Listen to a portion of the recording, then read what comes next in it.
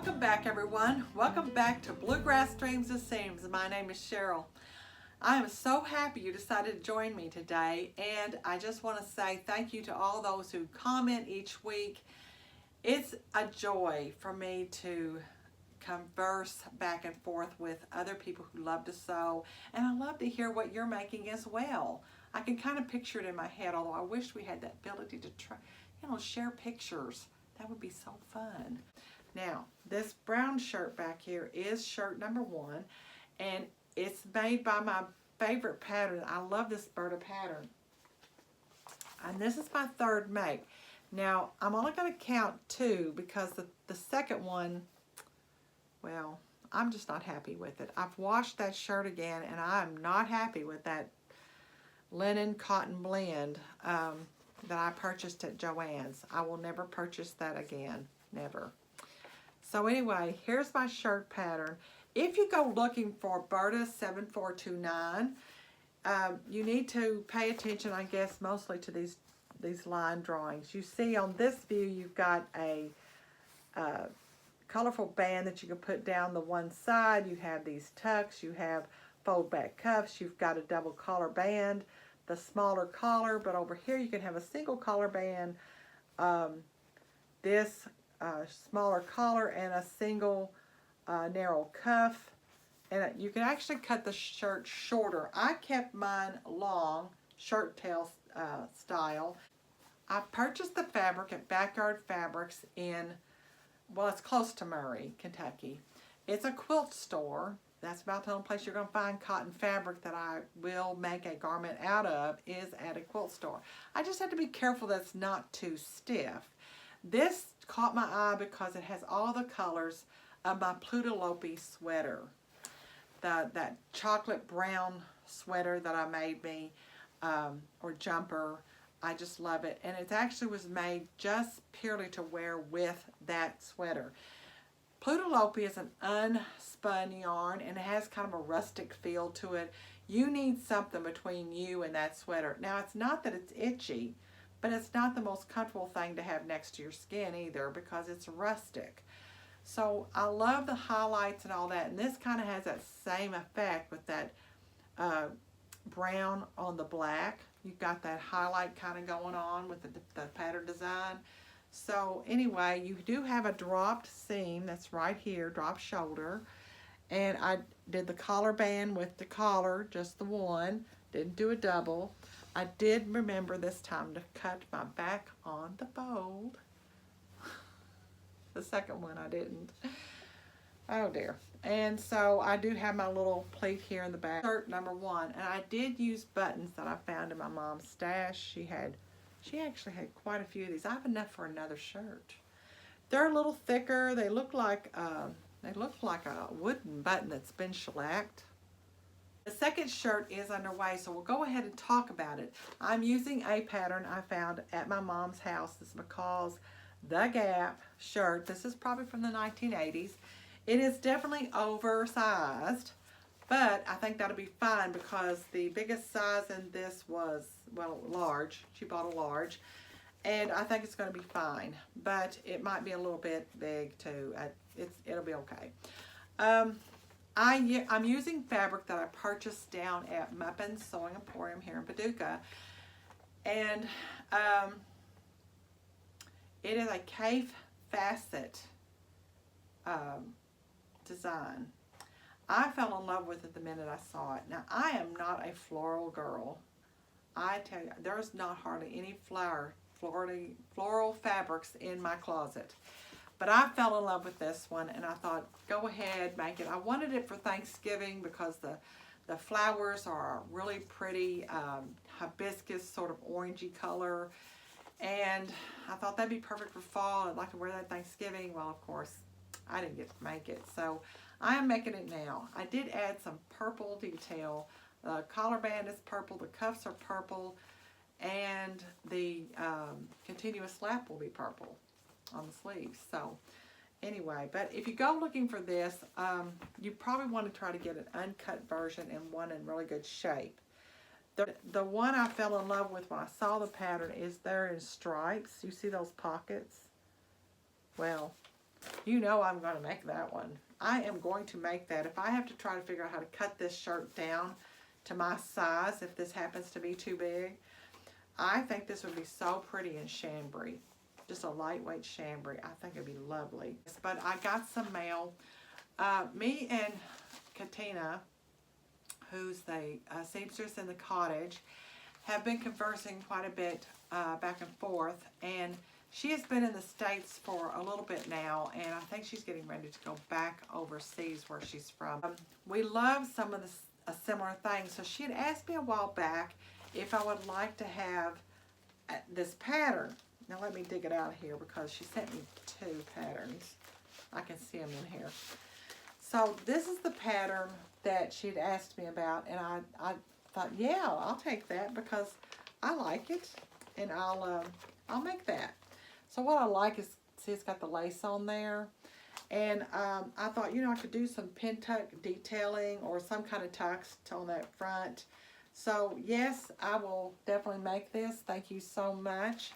And this is New Look pattern, and it's got an S0868, and it's rated easy, so that's good.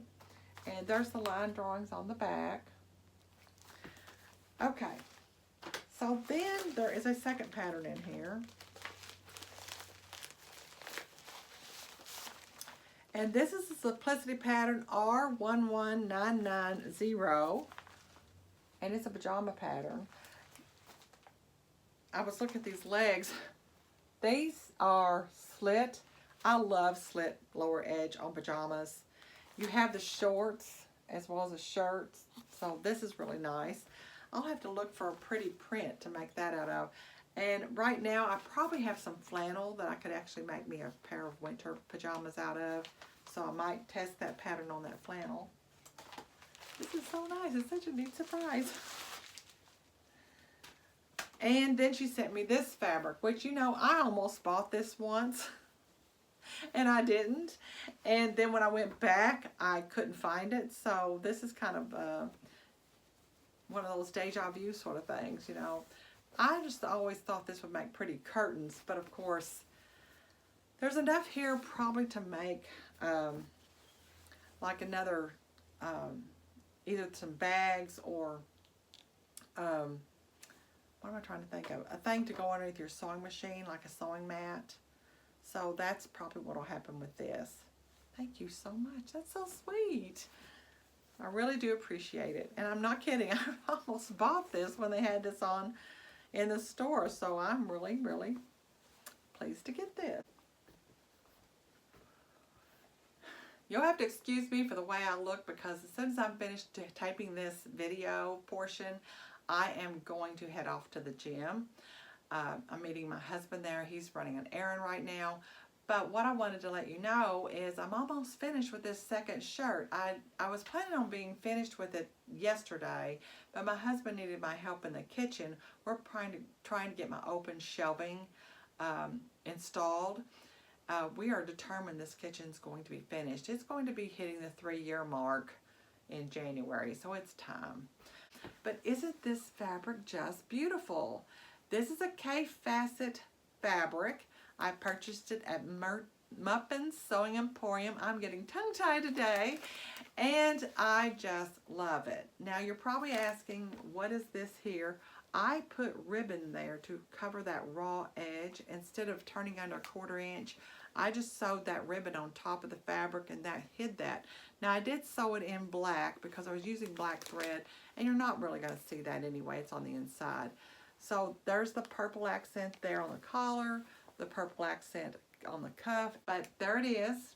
I'm really pleased, and I'll put in pictures of it finished once I get those buttonholes done, and that'll be later this afternoon. And then I have to work on my ASG gift because I am making that again this year, and I just want to make sure I have that finished and ready to go in the morning because we're having our little brunch tomorrow and planning our next year.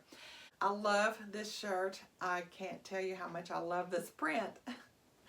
It's very comfortable. This is a 1985 McCalls pattern by The Gap, and it is just lovely. the fit and everything. I'm very, very pleased with everything. Had quite a few compliments on it yesterday, and I do feel like it's probably more of a fall shirt than a winter, but you know, definitely I'm going to go ahead and wear it. The back is like this. I did cut the back as one piece. Now I had to do a fold line. I folded my yoke in half so that I could find my center area for laying that on the fold. And then I overlapped the yoke and the back, matching the seam lines. That way when I cut it out, it would be one piece and I didn't have to worry about that seam allowance because I didn't want that on there. I wanted it as one piece. So the main reason was because it's a big print. I didn't want to interrupt that print, and it did just fine. So I'm very, very pleased with it. Now what is coming up is I'm going to end my video with like a little fashion show. Now we're to the fun part of the video, the little fashion show. I'm going to insert pictures here because I tried to do video and I wasn't having much success. So I thought we'll just do the pictures. It's fine. So here you see me in the brown shirt. I'm in it right here, but here's where a little bit better view of me in the brown shirt. Now the main reason I wanted to make this was because I needed something to wear with my Plutalope jumper or pullover sweater that is a Melody Hoffman design. And the Plutalope is my unspun yarn, and it is natural. There's no dye added to this yarn. They do have dyed versions, and I have bought one that's purple, and I look forward to knitting that up after Christmas. But here I am wearing the shirt with the Plutalope sweater, and they both go really well together. I think that the next time I knit this sweater, I definitely want to go down one size. I sort of misjudged on what size I needed, and I truly could have gone by my bust measurement. There are 4 inches of ease allowed in this pattern, and I have just a little bit too much ease going on. So next time I know. All right, the next up is my white jacket.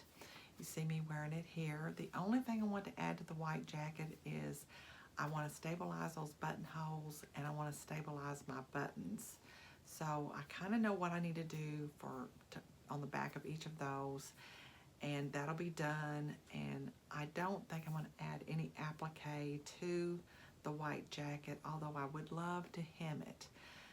Then here I am wearing the green jacket. Now the green jacket's not finished either. A couple of things I need to do is stabilize the buttonholes, which I already know what I'm going to do there.